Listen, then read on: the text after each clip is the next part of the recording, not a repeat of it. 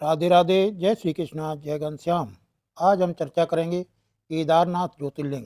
शिव जी का पांचवा ज्योतिर्लिंग केदारनाथ उत्तराखंड में है। ये मंदिर उत्तराखंड के 4 धामों में भी शामिल है। शिव जी के इस धाम का इतिहास भगवान विष्णु के अवतार नर नारायण, पांडव और आदि गुरु शंकराचार्य से जुड़ा है। ये मंदिर हिमालय क्षेत्र में है। इस वजह से शीत ऋतु के समय करीब 6 महीने बंद रहता है और ग्रीष्म ऋतु के समय भक्तों के लिए खोला जाता है। स्कंद पुराण में भगवान शंकर माता पार्वती से कहते हैं, हे प्राणेश्वरी, यह क्षेत्र उतना ही प्राचीन है जितना कि मैं हूँ। मैंने इसी स्थान पर सृष्टि की रचना के लिए ब्रह्मा के रूप में पर ब्रह्मत्व को प्राप्त किया। तभी से यह स्थान मेरा चिर परिचित आवास है। ये केदारखंड मेरा चिर निवास होने के कारण भू स्वर्ग के समान है। केदारखंड में उल्लेख है कि बिना केदारनाथ या भगवान के दर्शन किए यदि कोई बद्रीनाथ की यात्रा करता है तो इसकी यात्रा व्यर्थ हो जाती है। केदारनाथ मंदिर की कथा। केदारनाथ मंदिर के विषय में प्रचलित कथा के अनुसार पांडवों की भक्ति से प्रसन्न होकर भगवान शिव ने उन्हें हत्या के पाप से मुक्त कर दिया था।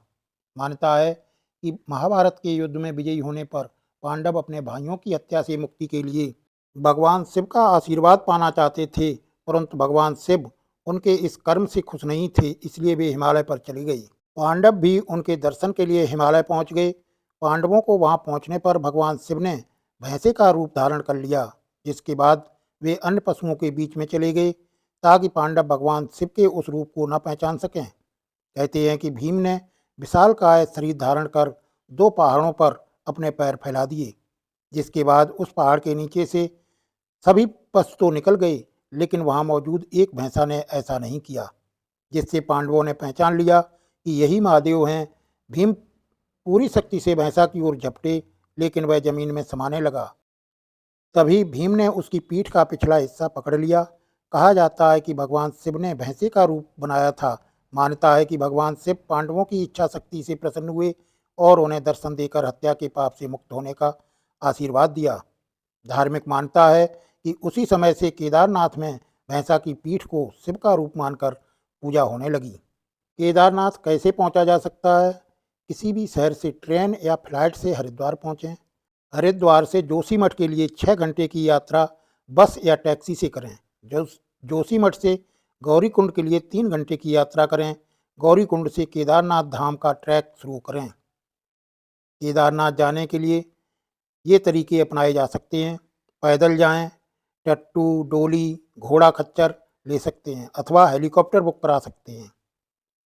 केदारनाथ जाने से जुड़ी जरूरी बातें। केदारनाथ के लिए रजिस्ट्रेशन कराना जरूरी होता है। गौरीकुंड में आने के बाद किसी भी होटल या धर्मशाला में रुक सकते हैं। ट्रैकिंग शुरू करने के लिए सुबह का समय अच्छा होता है। गौरीकुंड से केदारनाथ तक की दूरी लगभग 17 किलोमीटर की है। केदारनाथ तक पहुंचने में पैदल करीब 4 से 5 घंटे लग सकते हैं। इस तरह आप केदारनाथ पहुंचकर भगवान शिव का आशीर्वाद प्राप्त कर सकते हैं। राधे राधे। जय श्री कृष्णा, जय घनश्याम।